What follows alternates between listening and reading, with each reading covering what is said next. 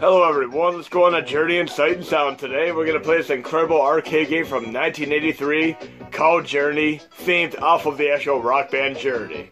I'm going into the mini SNES display options. I'm going to be choosing a border that perfectly suits this game, the Canoe Galaxy border.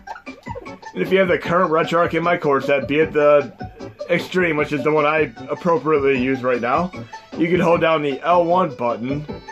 While loading the game, it'll toggle the Canoe border on and off for that individual game. So right now I am holding down the L1 button, and it is going to turn the Canoe border on. This is called Bezo mode. It is a great coding addition added by BS Leno. I absolutely love it. If you hold down R1, it'll globally toggle the border on and off for all games in the user interface. Pay very close attention to the company name that shows up on the title screen of this game right here.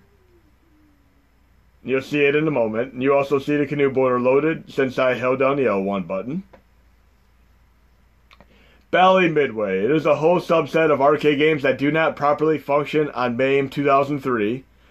But these are games such as Tapper, Rampage, Journey, Tron, Spy Hunter, and a few others. These run much better on MAME 2000, MAME 2010, and MAME 2014. Additionally, if you'd like to run Canoe Borders on your NES Classic, once you're into RetroArch options, since you obviously will not have the Canoe Borders from your main user interface like we do on the mini SNES, if you're using a RetroArch in my set, you can go into RetroArch Settings, On-Screen Display, On-Screen Overlay, Overlay Preset. Right now it is set to default CFG, so remember this if you want to revert back. Once you're in there, you can choose any of these CFG files. Do not choose the ping files, choose the CFG files. Right now I'm going to choose one of the mini SNES Canoe Borders here. I'm going to choose the curtain CFG, then I'm going to resume. And I have the Canoe border on NES Classic if I'd like to right there. And I'm going to change it right back by going into RetroArch Settings again, On-Screen Display, On-Screen Overlay, Overlay Preset, and I'm going to change it back to default CFG. Now we're going to check out this game for a moment. You have 5 different minigame themed levels which correspond to a various member of the band Journey. And I think I'm going to want to go to the one with the microphone since I'd like to play as Steve Perry. Super deformed graphics, very akin to Ghostbusters on Mega Drive Sega Genesis. And great chiptune rendition of Don't Stop Believin'.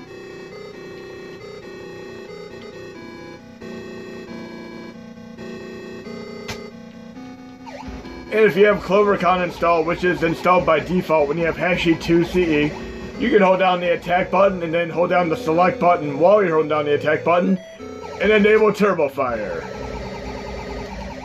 I'm not doing a time attack or a speed run, I'm merely doing a test video, so I do not consider this actual cheating right now. If I was playing a legitimate game, I would not be using the Turbo Fire right now. I love games that are like this, such as Sword Quest on Atari 2600, Tron Arcade, and so on. Tron is a phenomenal game.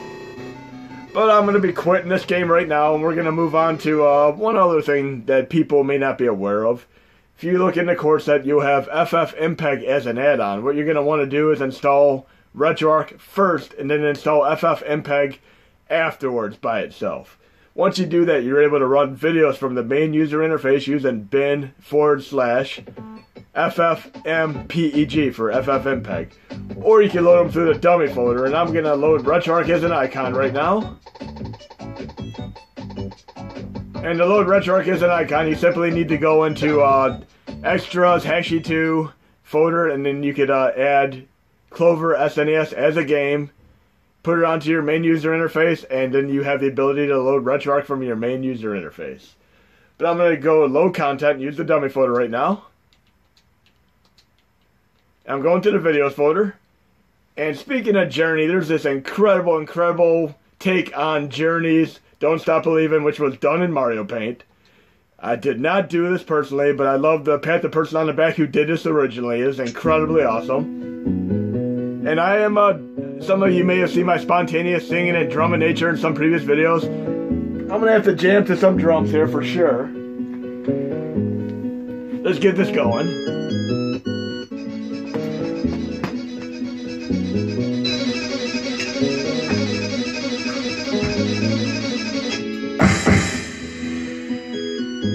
could play Rock Band for no reason.